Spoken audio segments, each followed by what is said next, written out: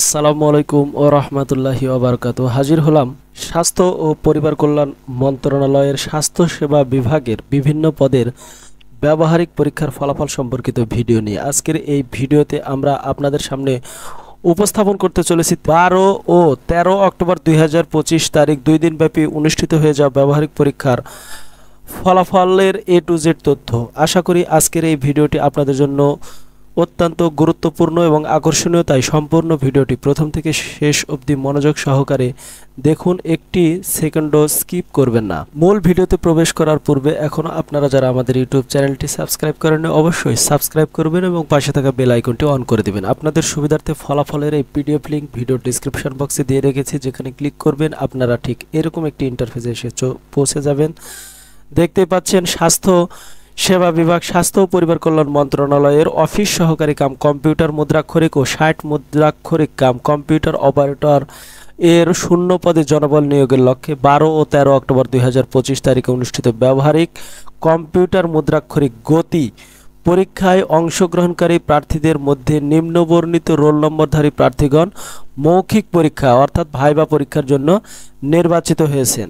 প্রথমেই যে তালিকা প্রকাশ করা হয়েছে তা হলো অফিস সহকারী কাম কম্পিউটার মুদ্রাক্ষরিক। আপনারা সুন্দর করে এই ভিডিওটি থেকে আপনার রোল নম্বরটি খুঁজে বের করবেন। দেখতে পাচ্ছেন গুরুত্বপূর্ণ এই অফিস সহকারী কাম কম্পিউটার মুদ্রাক্ষরিক পদে সর্বমোট কৃতকার্য হয়েছে 268 জন। 268 জনের তালিকা প্রকাশ করেছে স্বাস্থ্যসেবা বিভাগ। 268 জনের মধ্যে আপনারা যারা রয়েছেন তাদের মৌখিক পরীক্ষা তারিখ পরবর্তীতে স্বাস্থ্যসেবা বিভাগের অফিসিয়াল ওয়েবসাইটে কিন্তু প্রকাশ করা হবে। এরপরে 60 মুদ্রাক্ষরিক কাম কম্পিউটার অপারেটর পদের ব্যবহারিক পরীক্ষার ফলাফল প্রকাশ করা হয়েছে, যেখানে সর্বমোট কৃতকার্য হয়েছে 80 জন। 80 জনের তালিকা এখানে সুন্দর করে সিরিয়াল বাই সিরিয়াল রোল নম্বরগুলো দেওয়া রয়েছে। আপনারা এখান থেকে আপনার রোল নম্বরটি সহজেই বের করে নিন।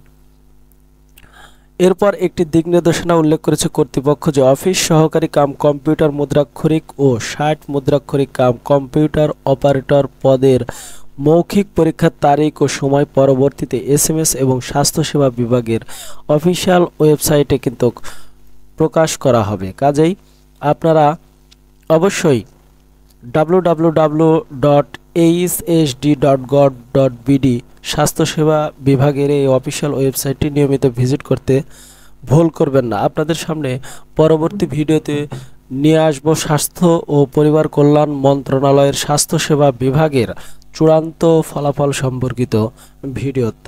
তাই দেখার সাদর আমন্ত্রণ জানিয়ে আজকের এই ভিডিওটি এখানেই শেষ করছি। সকলে ভালো থাকবেন, সুস্থ থাকবেন। আসসালামু আলাইকুম ওয়া রাহমাতুল্লাহি ওয়া বারাকাতুহু।